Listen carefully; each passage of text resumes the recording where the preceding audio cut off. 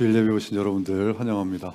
아무나 올 수 없는 이 자리 또 여러분들 앉아 계셔서 돈 많다고 올 수 있는 자리도 아니고 빽 있다고 올 수 있는 자리도 아닙니다. 오직 하나님의 선물로만 올 수 있는 이 자리에 여러분들 앉아 계셔요. 축하받아야 마땅하고 정말 축하드려요. 이 영상을 보시면서 여러분들 다 느껴보셨겠지만 마지막에 아이가 딱 올라오는 그 순간 정말 전율과 소름이 끼치죠. 네, 저는 이 영상 보면서 목소리 조금만 키워주시겠어요? 이 영상 보면서 어떤 생각을 했었냐면 이거 복음이다 라는 생각했어요. 복음. 이 아이 11시간 동안 칠흑 같은 어둠 속에 있었습니다. 그리고 외롭게 떨면서 시간 보냈어요. 그리고 체온 점점 떨어졌고 울음소리 그쳤고 어디로 가고 있었습니까? 죽음으로 가고 있었어요. 자, 그게 하나님 모르고 사는 이 세상 사람들하고 너무나 흡사하게 닮아 있는 거예요. 어둠 속에 파묻혀서 서서히 죽어가고 있는 그 모습, 자기 체온이 떨어진 것도 모르고 계속 안타깝게 살아만 가고 있는 그 모습. 그런데 그때 누가 나타났습니까? 학교에서 돌아온 빼빼 마른 청년 크리스티안이 나타났어요. 여러분, 그 크리스티안 오기 전까지, 그 아이를 보기 전까지는 그 통이 몇 센치라고 그랬습니까? 30cm예요. 전부 다 누구만 있었냐면 그 통보다 몸집이 큰 성인들만 있었어요. 그러니까 그 통 속으로 몸을 집어넣을 생각조차를 하지 못했던 거예요. 그 상황도 어떻습니까? 이 세상을 하나님이 창조하셨다는 걸 모르기 때문에 이 삶의 매뉴얼이 있다는 것조차를 모릅니다. 그러니까 그냥 어쩔 수 없이 사는 거예요. 힘들면 힘든데도 이게 뭔가 싶으면서도 그냥 사는 거예요. 이 사람들, 그렇다고 이 사람들 노력 안 하고 삽니까? 아니요, 노력해요. 보세요. 포크레인 동원해서 인간이 할 수 있는 모든 걸 다 해요.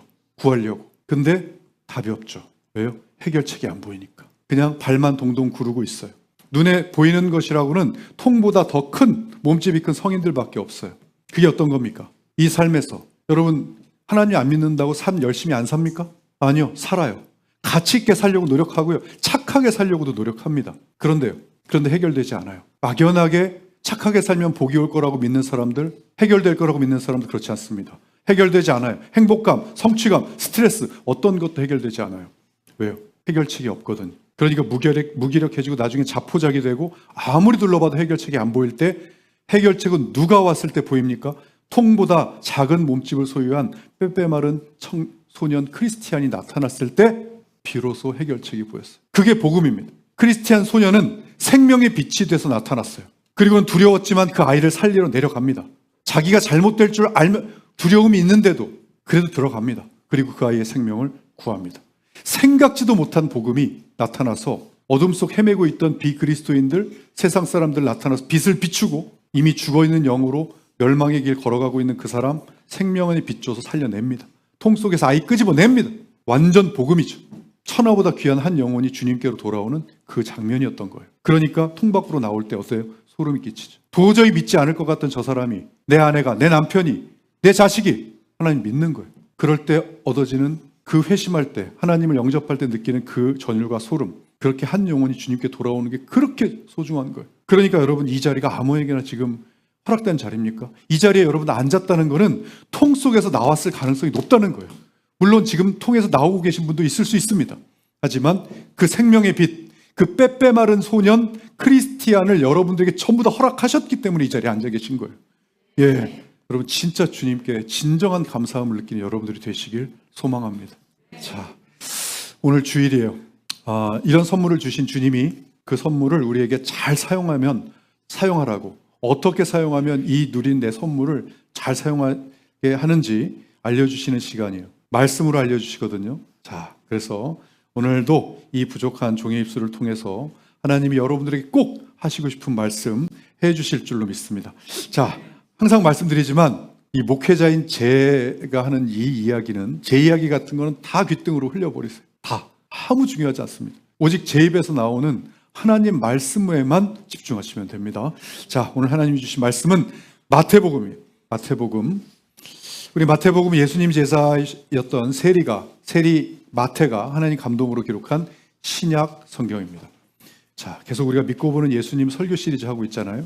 오늘 12번째 설교 시리즈예요. 이 예수님 설교는 신약 성경이기 때문에 예수 전화전도 6개 표에 순환시대의 이 사복음서 마태복음이 있습니다. 여러분 이 신약 6개 표, 그 다음에 구약 10개 시대, 이거 누군가에게 3분씩에 다 설명할 수 있으셔야 됩니다. 저번 주에 또 우리 은경 사모님이 거기 영상 올려주셨죠, 단톡방에. 그거 보시고 구약 39권, 신약 27권 3분 안에 그 흐름이 뭔지를 쭉 누군가에게 설명하실 수 있으면 아마 그렇게 할 수 있는 능력을 가지신 분이 크리스찬 중에 많이 없을 거예요. 예, 그런데 우리 교회는 꼭 해야 돼요. 왜냐하면 그것을 설명하는 순간 야, 성경 말씀 뭐가 뭔지 하나도 모르겠다. 이거는 벗어날 수 있어요. 최소한. 그리고 나서 그거 설명하면 전체 이 흐름이 있기 때문에 살살 이게 뭐가 들리냐면 말씀이 들리기 시작할 겁니다. 꼭 여러분 하시길 바라겠고요. 자, 오늘 마태복음 11장 예수님 설교는 예수님께서 갈릴리 지역에서 사역하시면서 하셨던 설교 말씀이에요. 자, 마태복음 11장 28절에 30절. 여기는 갈릴리 지역 사람들이 이 예수님께서 기적도 보여주시고 병자도 고치시고 귀신도 쫓아내고 다 했는데 그것만 신기해하면서 정작 회개는 안 하는 거예요. 그리고 돌아오질 않는 거예요. 그러니까 예수님이 굉장히 이 갈급한 심정으로 이 너무너무 간절한 마음으로 또 오늘 설교를 하십니다. 자, 어떤 내용인지 마태복음 11장 28절로 30절 말씀, 자, 우리 한 목소리로 같이 읽어보도록 하겠습니다. 시작. 수고하고 무거운 짐진 자들아 다 내게로 오라. 내가 너희를 쉬게 하리라. 나는 마음이 온유하고 겸손하니 나의 멍에를 메고 내게 배우라. 그리하면 너의 마음이 쉼을 얻으리니 이는 내 멍에는 쉽고 내 짐은 가벼움이라 하시니라. 아멘. 자, 오늘 이 말씀을 중심으로 열심히 일한 당신 쉬어라 라는 제목, 떠나라 아닙니다. 쉬어라 라는 제목으로 하나님 말씀 증거하도록 하겠습니다. 자, 말씀 해석부터 보겠습니다. 자, 수고하고 무거운 짐진 자들아. 여기서 수고하고는 뭐 농사 짓고 땅 가꾸고 일하고 하는 모든 것들을 다 얘기합니다. 그리고 무거운 짐진 자들아. 여기서 이 단어를 이 페포르티스메노이라는 헬라어를 썼는데요. 이거는 여러분 이 헬라어에는 우리 한글에도 그렇지만 뭐 진행형, 완료형, 과거형 이런 게 있거든요. 이거는 완료 수동형으로 쓰였어요. 완료됐다는 거예요. 그러니까 이게 무슨 뜻이냐면 이게 짐을 지고 있는 상태, 그리고 짐을 한 번 진 상태를 말하는 게 아니라 완료되었다. 이미 짐이 지어졌다. 그리고 그 짐이 없어지지 않는 거예요. 이게.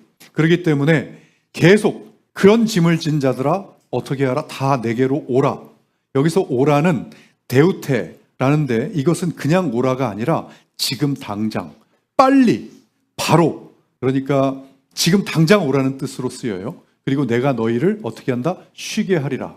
여기서 쉬게 하다는 아나파우소라는 헬라어는 단지 휴식을 말하는 게 아닙니다. 이거는 완전한 회복을 시켜서 안식을 시킨다는 의미를 지니고 있어요. 자, 그래서 이 해석을 쭉 직역을 하면 지금 어깨에 없어지지 않은 짐을, 무거운 짐을 계속 짊어지고 있는 이 안타까운 영혼들아, 지금 당장 내게로 와라. 그러면 내가 어떻게 해주겠다? 너희를 완전하게 회복시켜서 안식하게 해주겠다 라는 뜻이 바로 오늘의 말씀이에요. 자, 여러분 이제 휴가철이 왔습니다. 드디어 여름 휴가 계획 잡고 계십니까? 세우고 계세요? 완전 부럽습니다. 계획 세울 수 있어서. 예. 많은 사람들은 살면서 쉼을 원해요. 쉬는 거 원하지 않는 사람 아무도 없어요. 그죠? 현대인들이 얼마나 쉼이 필요한지를 알 수 있는 데이터가 굉장히 많은데 이 한 장이면 아마 알 수 있을 겁니다. 이게 갤럽 조사로 나온 건데요. 전 대한민국 직장인 39%가 그 전날 극심한 스트레스에 시달렸다. 이렇게 대답을 했어요. 그리고 30대 직장인은 특히 왜 높은지 모르겠어요. 49%예요. 젊어서 그런가? 놀고 싶어서 그런가? 하여튼 그렇습니다. 그리고 전체 40%가 가끔 주기적으로 번아웃은 완전 탈진이에요. 번아웃을 경험한다. 여러분 이게 지금 이 평균이 이 정도 나왔다는 거는 어마무시하게 높은 거예요. 웬만한 사람들은 다 이거 경험했다는 거예요. 근데 그 원인을 따져봤어요. 원인. 역시 일이 24%로 가장 높았어요. 자기의 일. 그리고 돈에 대한 스트레스 때문에 돈이 21%예요. 두려움, 스트레스, 돈 잃으면 어떡하지? 못 벌면 어떡하지? 우리가 지난 시간에 했던 먹고 사는데 걱정. 근데 더 충격적인 거는 가족이 주는 스트레스가 19%예요. 엄청나게 셉니다. 야, 이거 생각해 봐야 돼요. 왜 가족이 주는 스트레스가 19%예요? 이거 가장 가까운 사람한테 함부로 한다는 뜻이죠. 그죠? 주위의 일에 만나는 거래처 사람들, 주위의 사람들한테는 엄청 친절하게 하면서 자기 가족들한테는 대충 한다는 뜻이에요. 무시하고 내 마음대로 하고. 그러니까 가족에게 받은 스트레스가 19% 생각해 봐야 됩니다. 자, 그래서 사람들은 쉼을 가지려고 엄청 노력해요. 근데 연구에 따르면 사람들이 쉼을 원하는 것 같지만 쉬지 않고 뭐를 택하냐면 자극을 택한대요. 자극을 택해서 쉼을 커버하려고 한다는 거예요. 그래서 대표적인 쉼을 갖는 게 이거로 나왔어요. 스마트폰과 SNS. 뭐예요? 유튜브, 인스타그램, 틱톡, 게임, 뉴스, 무한 스크롤. 다른 사람들 올려놓은 거 무한 스크롤 하는 거예요. 그러니까 쉬는 게 아니라 그냥 화면을 넘기고 있을 뿐인 거예요. 미국에서 발표했습니다. 어떻게 해요? 심리학 연구에서 이 수동적인 SNS, 이게 스트레스를 감소시키는 게 아니라 피로감과 우울감을 높인다라고 발표했어요. 짧은 자극은 즐겁지만 뭐예요? 뇌는 계속 각성 상태에 있다는 거예요.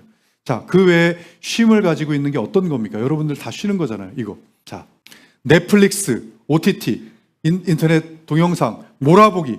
뭐예요? 오늘 진짜 힘들었으니까 그냥 드라마나 왕창 보자. 이번 주말 내가 그냥 드라마에 파묻혀 있는다 내가. 네? 그러면서 막 새벽 2, 3시, 3, 4시까지 이거 보고 수면 부족 그 다음날 또 뻗어버려요. 이게 뭐 쉬는 거예요? 이게 또 여행. 아니 떠나면 쉬어질 줄 알고 여행 가요. 근데 뭐예요? 돌아오면 더 지쳐 있어. 아니 쉬려고 여행을 떠났는데 여행 갔다 오면 여행 피로 쉬느라고 하루를 더 쉬어. 이게 뭐예요 이게? 이게 여행 피로예요. 여행 피로. 쇼핑 스트레스 받으면 쿠팡, 명품, 온라인 쇼핑, 홈쇼핑 다 질릅니다. 예, 잠깐 행복해요. 그런데 행복감 오래가지 않죠? 또 다른 소비를 찾아요. 이 심리학에서 이것을 도파민 보상 회로 이렇게 얘기해요. 그러니까 내가 좋았던 것을 계속 유지하려면 뭔가를 또 찾아야 이게 유지가 된다는 거예요. 쇼핑이 그래요. 살 때는 잠깐 즐거워요.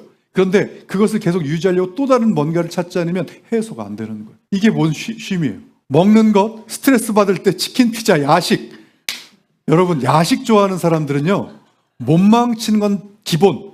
정신, 육체, 생활 패턴 다 망치는 거예요. 야식 좋아하면서 인생 제대로 생각하지 마라고 얘기할 정도예요. 정말 그래요. 야식. 다음날 무조건 후회하는 게 야식이에요. 술! 한 잔 해야 풀린다. 이거는 술은 긴장을 풀어주는 게 아니라 신경계 마비시키는 거예요. 또 최근에 가장 많이 급부상하는 거, 아무것도 안 하기, 빈둥거리기, 침대에서 그냥 빈둥거리기, 누워있기, 휴대폰 보기, 아무것도 안 해. 12시간 보내도 월요일 오면 왜 더 피곤하지? 나 하루 종일 아무것도 안 했는데? 왜요? 몸은 쉬었지만 뇌는 안 쉬었기 때문에. 자, 여러분 오늘 설교 제목이 열심히 일한 당신 쉬어라예요. 이 말씀 오늘 내게로 오라, 무거운 짐진 자들의 내게로 오라, 굉장히 유명하죠. 한 번쯤은 신앙생활하면서 다 들어봤죠. 그래서 오늘 이 말씀으로는 오랜만에 말씀의 재구성 버전으로 오늘 설교 풀어가겠습니다. 말씀 재구성 버전이라는 걸 모르시는 분이 있어서 잠깐 설명드리자면, 하나님 말씀을 세계적인 성령의 사람들이라고 하는 사람들, 그런 사람들이 과연 어떻게 해석하고 어떻게 강조했는가, 그것을 알아보면서 재해석하는 방식을 말씀의 재구성 이렇게 얘기해요. 작년에 여러 구절 가지고 제가 했어요. 마태복음 6장 33절 먼저 그의 나라와 그의 의를 구하라, 이것도 했고, 마태복음 4장 4절 사람이 떡으로만 살 것이 아니요, 그것도 했고. 자, 오늘 이게 여러분 왜 의미가 있냐면, 이 세상에서 가장 많은 사람들을 복음으로 전달해서 하나님께 돌아오게 만들었다 하는 사람들은 성령의 사람들이죠. 그죠? 그러면 그 사람들이 이것을 해석했을 때도 분명히 성령의 감동으로 해석을 했을 것이고, 이렇게 해라 라고 하는 것은 가장 효과가 있게 성령님이 알려주셨을 것이다. 그러니까 가장 많은 사람들이 돌아왔겠죠. 그래서 그 방법을 우리가 함께 배워보는 거예요. 그래서 선정한 이 5 영성가들은 아마 한 자리에서 이 사람들 설교 듣기는 어려울 거예요. 근데 우리는 소환해서 한번 들어보자고요. 이 자리에서 5분을 소개합니다. 가장 첫 번째가 설교의 황태자라고 불리는 찰스 스펄전 목사님이에요. 가장 영향력 있는 복음 설교자로 알려져 있습니다. 두 번째는 C.S. 루이스, 나니아 연대기, 순전한 기독교, 이 명작을 남겼고 20세기 가장 영향력 있는 변증가. 변증가는요, 하나님을 변호하고 증거하는 그러한 전문가란 뜻이에요. 두 번째가 C.S. 루이스. 세 번째, 가장 영향력 있는 신학자, 우리가 속해 있는 장로교를 창시한 존 칼빈입니다. 네 번째는 가장 영향력 있는 전도자로 알려진 현장 전도자로 알려진 D.L. 무디 목사님, 실천을 강조하는 목회자예요. 마지막 21세기 최고의 설교자이면서 변증가인 팀 켈러 목사님. 이 팀 켈러 목사님은 도시 목회의 패러다임을 완전히 바꾼 분이에요. 그 이성이 펄펄 살아있는 뉴욕, 그 뉴요커들을 대상으로 정말 거기를 부흥시킨 제가 정말 좋아하는 목회자이기도 합니다. 자, 이 다섯 분이 과연 이 말씀을 어떻게 해석하고 어떻게 하라고 강조했는지 알아보는 것이 말씀의 재구성이에요. 네, 마지막에 곁다리로 하나도 안 유명한 저의 해석도 살짝 소심하게 들어가 있습니다. 자, 하나님 만나고 제가 이 새 가슴이 돼가지고 사람들이 저한테 소심하다고 자꾸 그러는데, 자, 첫 번째, 자, 수고하고 무거운 짐진 자들아 다 내게로 오라. 이 말씀 찰스 스펄전 목사님부터 어떻게 했는지 봅시다. 자, 예수님은 짐을 먼저 내려놓으라고 하지 않으셨다. 짐을 진 채로 오라고 하셨다. 짐을 내려놓고 예수님께 오는 게 아니라 예수님께 와야 짐이 내려진다. 아멘. 그러니까 제발 그만 좀 버텨라. 제발 좀. 그냥 그대로 뭐 하고 나서 예수님께 나올 생각 말고, 습관 고치고 나서, 술 끊고 나서 올 생각 말고 그냥 와라. 담배 끊고 나서 올 생각하지 말고 그냥 와라. 기도하라고 했더니 담배 끊으면 할게요. 술 끊고 할게요. 아니, 예수님 만나야 내려놔지는 거예요. 그래서 이건 뭐예요? 문제부터 해결하려고 하지 말고 그냥 예수님께 오면 그 문제는 알아서 자동 해결된다. 그러니까 그렇게 얘기한 게 이 찰스 스펄전 목사. 두 번째, C.S. 루이스입니다. 인간의 쉼은 진정한 쉼이 아닌 여러 가지로 자신을 마비시키고 있을 뿐이다. 야, 이분이 이제 옛날 분이거든요. 근데 어떻게 알았을까? 이 마비시킨다는 거를, 이 SNS 이거 하면 그냥 마비시켜진다는 거를 아마 그때도 그랬을 것 같아요. 그때도 뭔가는 그냥 잠깐 좋은 걸로 그냥 마비시키지 않았을까? 그러니까 이런 말씀을 했겠죠. 세상은 당신을 잠깐 잊게 만들지만 예수님은 당신을 완전히 회복시킨다. 그러니까 뭐예요? 지금 우리가 이제까지 나열했던 쉼, 휴식, 여행, 게임, 여가 이런 것들을 우리를 잠깐 마비시키는 뭘로 본 거예요? 도피로 본 거예요. 도피하지 마라. 스트레스, 두려움, 불안감을 잠시 마비시켜서 나아진 것 같은 착각을 불러일으키는데 그거 아니다. 그거 갖고 해소 안 된다. 예수님께 와야 된다. 그래야 완전히 회수된다. 맞아요. 세상은요, 성취하면 할수록 자유를 느낀다고 속여요. 그렇지만 자유가 억압받아요. 그러나 예수님을 만나면 만날수록 자유함을 얻기 때문에 예수님께 와야 돼요. 그런데 세상이 그렇게 꼬시나요? 아니요. 그렇게 꼬시지 않아요. 여러분, 돈을 왜 벌려고 합니까? 왜 벌려고 합니까? 돈 많이 벌면 자유를 얻는다고 얘기해요. 맞잖아요. 경제적 자유 이러잖아요. 완전 꼬시는 얘기예요. 돈이 많이 생기면 자유한다고요? 누가 그럽니까? 진짜 할 말이 너무 많아요. 정말. 돈을 만들면서 생기는 그 스트레스에 눌려버려요. 그리고 그 돈이 만든 스트레스가 아닌 로또는 아무나 맞는 거 아닙니다, 여러분. 로또요. 야, 진짜 저는 깜짝 놀랐어요. 터미널 갔더니 로또 가게에 줄이 무슨 한 200m 서 있어요. 왜 그런지 봤더니 여기가 1등 몇 번, 2등 몇 번 한 그 가게야. 여러분, 그런 노력 장난 아닙니다, 여러분. 매주 200m씩 서가지고 맨날. 높이 올라가면 자유롭다고요? 명예를 가지면 자유롭다고요? 모를 땐 그게 자유로워 보여요. 여러분, 직장인들 CEO 되면 다 자유롭다고 얘기하죠. CEO 안 돼본 사람들 얘기해요. 직장인들은 하루 8시간 일합니다. 아니요. CEO는 24시간 일해요. 오너는 더해요. 물론 휴가 다 챙겨 먹는 CEO도 있겠지만 여름 휴가 가본 적 기억도 없는 CEO도 있습니다. 여러분, 그게 잘 사는 게 아니에요. 자랑하는 게 아니에요. 그 바보같이 사는 거예요. 그거. 왜요? 해결책이 없거든요. 빼빼 마른 소년 크리스티안이 안 보인다고요. 그러니까 해결책이 없으니까 다 그러고 사는 줄 알고 그렇게 사는 거예요. 근데 예수님 만나면 다릅니다. 세상은 얻으면 얻을수록 자유가 속박되지만 예수님은 제대로 만나면 만날수록 자유가 느껴지는 걸 여러분 꼭 경험하셔야 돼요. 정말 경험하셔야 됩니다. 그게 하나님 나라 누리는 겁니다. 그게. 자, 다음은 존 칼빈입니다. 자, 자신의 한계를 인정한 사람. 인간은 자기 힘으로 인생을 해결할 수 있다고 믿는다. 그러니까 자기가 해결할 수 있다고 믿으니까 휴가도 안 가고 그렇게 일하죠. 그러나 예수님의 첫 단어는 뭐다? 오라. 오라다, 오라. 하나님은 강한 사람이 아닌 자신의 한계를 인정한 사람을 부르신다. 여러분, 이거 정말 솔직한 사람이거든요. 자신의 한계를 인정하는 사람. 저는 이거밖에 안 됩니다. 하나님, 제가 할 수 있는 건 아무것도 없습니다. 근데 이게 쉬운 것 같은데 안 그래요. 정말 안 그래요. 교회 다니면서도 아직도 자기가 얼마나 나약한 존재이고 한계투성인지를 인정 안 하는 사람 허다합니다. 허다해요. 뭘 보면 아냐고요? 하나님께 의지를 안 해요. 하루에 1시간만 의지하라고 해도 안 해요. 내가 하루에 1시간 기도할 시간 있으면 내가 열심히 일해서 돈 벌겠다. 내가 이래요. 1시간도 의지 안 해요. 그러니까 뭐예요? 내 힘으로 일을 더 열심히 하려고 노력하니까 우리 신학자 존 칼빈은 내 능력 의지하지 마라. 하나님께 항복해라. 제발 좀 하나님 앞에 자존심 좀 부리지 마라. 네, 여러분, 하나님 앞에 쓸데없는 자존심 부리면 안 됩니다. 가끔 여러분 이러죠. 내가 이거밖에 안 되나? 나 신앙생활 이 정도 했는데 이거밖에 안 되나? 정말 죄송한 말씀인데 예, 맞아요. 그거밖에 안 돼요. 진짜 그거밖에 안 되는 사람들이에요. 우리 그거 인정하셔야 돼요. 그런 인간임을 인정해야만 하나님께 나가서 매일 예수님께 의지하게 됩니다. 그게 바로 내 한계를 의지하는 사람들을 하나님은 부른다는 거예요. 그러니까 내 능력 의지하지 마라, 제발. 이런 얘기 들으면 나 의지 안 하고 하나님께 의지하려고 하는데 라고 생각은 해도 행동이 안 돼요. 그런 사람들은 하루에 1시간이 아니라 몇 시간씩을 하나님께 의지하려고 하는 기도를 할 수밖에 없어요. 그게 진짜 의지하는 거예요. 자, 무디 목사님 같은 결의 얘기를 합니다. 예수님은 잘나고 능력 있는 사람 부르신 게 아니라 짐진 사람을 부르셨다. 예수님께 나아가는 자격은 성공, 능력, 대단한 게 아니라 저는 아무것도 할 수 없습니다. 주님, 저 좀 도와주세요. 제발. 제발. 해결이 안 돼요. 제 아무리 어떤 능력으로 머리 굴리고 해결하려고 해도 해결이 안 돼요. 저 좀 도와주세요. 라고 있는 그대로 나아가는 사람들. 그리고 보세요. D.L.부디 뭐라 그럽니까? 제발 좀 강한 척하지 마라. 아픈 거 인정해라. 우리는 죄 때문에 아픈 사람들이거든요. 인정해라. 도움 요청해라. 그러니까 여러분, 이게 이 말씀이, 성경 말씀이 쉼에 관한 말씀이다 보니까 진짜 쉼을 얻으려면 뭐 하지 말라는 겁니까? 지금 척하지 말라는 거예요. 강한 척, 있는 척, 잘난 척 하지 말라는 거예요. 특히 무슨 척? 괜찮은 척 좀 하지 말라는 거예요. 괜찮은 척. 안 괜찮아요. 우리 정말 안 괜찮아요.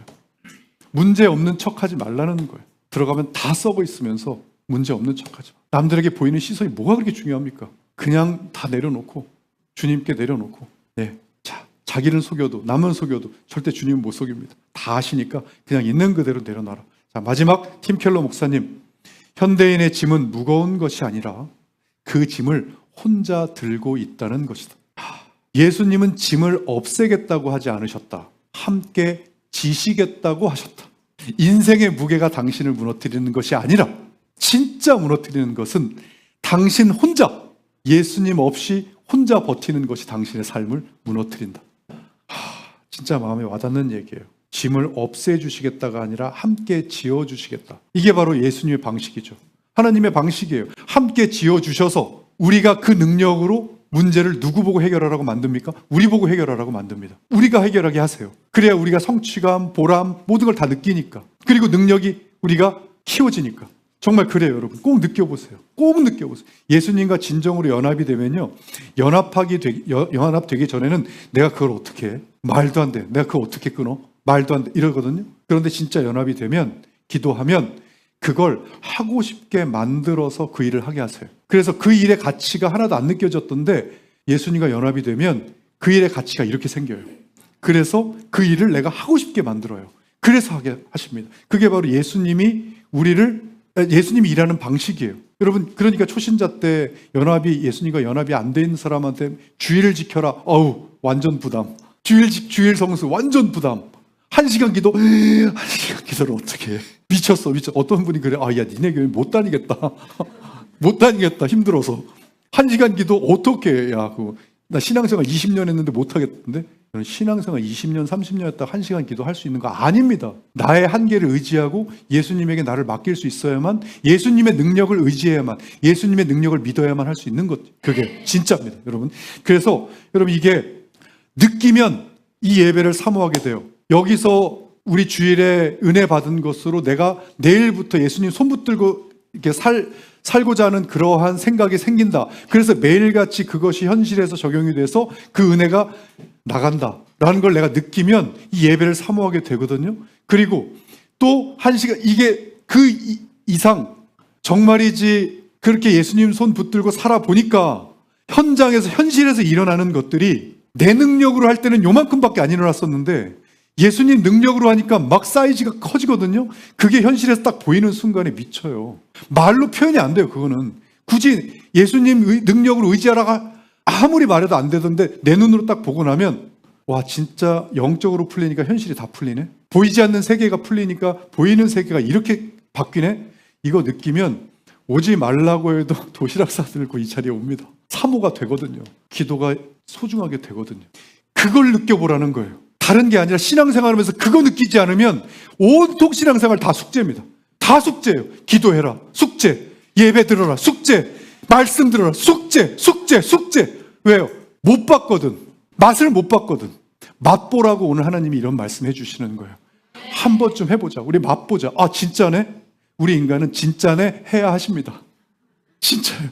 맞잖아요. 자, 그래서 여러분 그거 꼭 해보시고, 자, 이제는 세계적인 분들의 해석과 방법을 들었으니까 전혀 세계적이지 않은, 하나도 안 유명한 이티비 처치 담임 목회자인 해석입니다. 저는 이 말씀의 해석을 그 다음 구절에서 찾았어요. 이거예요. 그 다음 구절이. 같이 한번 읽어볼까요? 자, 시작. 나는 마음이 온유하고 겸손하니 나의 멍에를 메고 내게 배우라. 그리하면 너의 마음이 쉼을 얻으리니. 아멘. 나의 멍에를 메고 내게 배우라. 그러면 너의 마음이 쉼을 얻을 것이다. 이것을 바탕으로 해석을 하자면 이런 해석이 나왔어요. 쉼이라는 것은 일을 멈출 때 오는 것이 아니라 예수님의 방식으로 살기 시작할 때 온다. 그러니까 이거는 뭐냐면 예수님께 나아오라, 오라 라고 하는 것은 예수님께 와가지고 아무것도 안 하고 그냥 내려놓고 잠자라는 게 아니다. 이거는 뭐예요? 내 삶의 방식을 예수님 방식으로 갈아탔을 때 진정한 쉼이 찾아오기 시작한다는 겁니다. 예수님 방식으로 살기. 여러분 어떤 것이 있습니까? 예수님 방식으로 사는 거. 뭐 거의 대부분이 예수님 방식으로 비교 대상이 되겠죠. 이 세상과는 큼직큼직한 거 몇 개만 보면, 자, 세상은 네가 다 책임져 라고 얘기할 때 예수님은 야, 네가 책임지지 마, 나한테 맡겨, 이렇게 얘기하십니다. 그리고요, 또 세상은요, 너 더 가져야 돼. 그럴 때 아니, 더 나눠야 돼, 이렇게 얘기하세요. 그리고 세상은 너를 증명해라. 돈으로 너를 증명하고 네 몸값으로 너를 증명하고 그렇게 증명해봐. 명예로 너를 증명해봐. 이렇게 얘기할 때 아니, 너는 이미 증명됐어. 너가 증명돼서 너 때문에 내가 죽었어. 그것이 뭐예요? 우리가 죄인 되었을 때 하나님께서 우리에 대한 자기의 사랑을 확증하셨느니라. 이미 증명되었어요, 우리는요. 자, 그리고요, 세상은요, 쉬고 싶으면 놀아. 마음껏 놀아. 이렇게 얘기하죠. 아니요, 쉬고 싶으면 나한테 와. 또요, 세상은 높아져라 얘기할 때 예수님은 낮아져라 말씀하십니다. 세상은 야, 복수해. 그 인간 복수해. 이렇게 얘기할 때 아무리 복수할 사람도 용서해 라고 말씀하시고, 세상은 빨리빨리 해. 속도가 생명이야 라고 말할 때 예수님은 끝까지, 방향성이 중요해. 끝까지 가 라고 말씀하시죠. 자, 그리고 예수님은요, 세상은요, 멍에 벗어던져. 네 어깨 짐, 돈 많이 벌면 벗어던질 수 있어. 명예, 성공하면 날아갈 수 있어, 짐. 그렇게 얘기할 때 예수님 뭐라고 얘기하십니까? 멍에는 벗는 게 아니다. 멍에를 매라. 오히려 누구 멍에? 내 멍에를 매라. 대신 내 멍에는 쉽고 가볍다.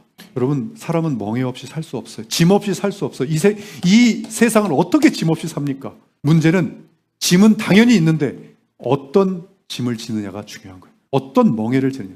예수님의 멍에를 져. 자, 여러분, 형식적으로 내용적으로 모든 것 다 예수님 방식과 비교할 수 있어요. 그런데 그걸 한마디로 압축하면 뭐가 될까요? 예수님 방식으로 사는 것. 여러분, 이것은 지난주에도 언급했죠. 제가 예수님처럼 뭔가를 내가 행동하고 보여주라는 것보다 먼저 뭐 해라?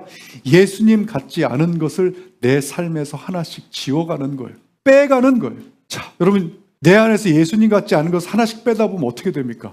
예수님 같은 게 남을 거 아닙니까? 그러면 그랬을 때 예수님 방식으로 행동하고 말하고 판단하게 되는 거예요. 그럴 때 진정으로 예수님과 연합하게 되고 그럴 때 쉼과 자유가 얻어지게 된다. 그러니까 그 예수님 같지 않은 것들을 빼내는 작업을 우리 능력으로는 할 수가 없다. 우리 능력으로는 도저히 할 수가 없으니까 예수님은 우리에게 알려주신 거예요. 어떻게? 너 나 닮고 싶어? 네 같은 거 빼고 나 같은 거 닮고 싶니? 그러면 매일 나를 네 안에 있게 해. 그리고 너도 매일 내 안에 있어. 그러면 그 방법이 가장 예수답지 않은 것을 빼내는 길이야. 뭐예요? 나올 때 되셨죠? 나올 때 되셨잖아. 아침에 일어나 십자가 묵상하라. 여러분 솔직한 말씀 우리 말해보자고요. 십자가가 나답습니까? 아니잖아요.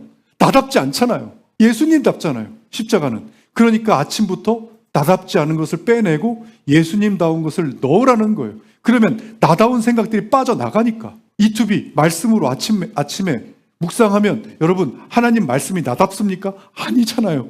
말씀이 들어오면 나다운 게 빠져나가잖아요. 그러니까 넣으라고 하는 거고. 1시간 기도 나답습니까? 아니잖아요. 그러니까 그 행동하는 것 자체가 뭐예요? 나다운 거를 부정하고 예수님다운 것을 넣는 거예요. 예, 그것도 뭐예요? 아침만 잠깐? 아니요. 하루 종일 하라는 게 뭐라 그래요? 하루 종일 이것만 하라는 게 아니잖아요. 예수님 손을 내가 잡고 있다는 걸 잊지 말라는 거예요. 잊지 말고 하루 종일 올 때마다 말씀 한번 선포. 그래 내가 예수님과 오늘 함께 이 말씀이었지. 말씀송 들으면서 하루 종일 예수님과 함께 한 공간에서 있는 것 같은 느낌으로 가지고 가라는 뜻이에요. 1시간 기도하면서도 마치 하나님과 하루 종일 내가 기도하고 대화하는 것처럼 손을 붙잡고 살아봐라. 그것이 그 루틴을 너가 가지면 지금 너희가 말하는 예수님 같지 않은 것들을 빼내고 버리면서 살 수 있다. 왜냐고? 내가 네 안으로 들어가거든. 내가 네 안으로 들어가는데 너다운 게 네 안에서 버틸 수 있을 것 같아? 못 버텨. 너 나랑 한판 해볼래? 예수님이 말씀하고 계시는 거예요. 그러니까 제발 나 좀 넣어. 네 안으로 넣어. 말씀 좀 먹어. 이렇게 말씀하시면서 우리 교회 이름까지 다 바꿔놓으신 거 아닙니까? 말씀 먹는 교회로. 말씀 먹는 교회 다니는 성도들이 말씀을 안 먹어. 여러분 자꾸 이거 부담되실 것 같아요. 예수님이 내 멍에를 매 했더니 뭘 하신 줄 알아요? 예수님 제 멍에도 무거워요. 근데 내 멍에에다가 예수님 멍에까지 내가 지면 너무 무거워. 여러분 예수님 그럴까 봐 예수님이 마지막 구절에 딱 내 멍에 쉬워. 그리고 진짜 가벼워. 진짜 가벼워. 여러분 진짜 어떤 사람들은 예수님의 멍에를 지면 두려워하시더라고요. 싫은 거 하라고 할까 봐. 또 내가 하고 싶은 거 못하게 할까 봐. 여러분 예수님이 그런 분 아니시라고 내가 몇 번을 말씀드렸습니까? 제가 가장 두려움을 크게 가졌던 사람이에요. 정말이에요. 야, 내가 하고 싶은 거 못하게 하시면 어떡하지? 아니요. 하고 싶게 만드셔서 하게 하시는 분이 우리 예수님이에요. 자, 그래서 여러분 우리 그리스도인들은요. 예수님이 힘이에요. 진짜 그렇습니다.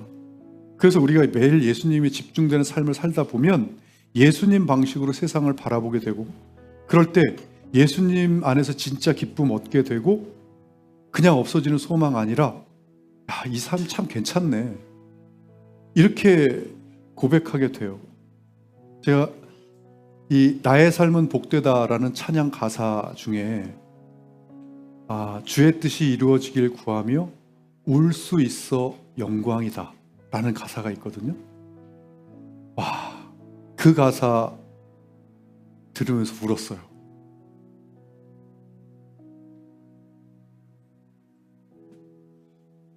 울 수 있어 영광이다.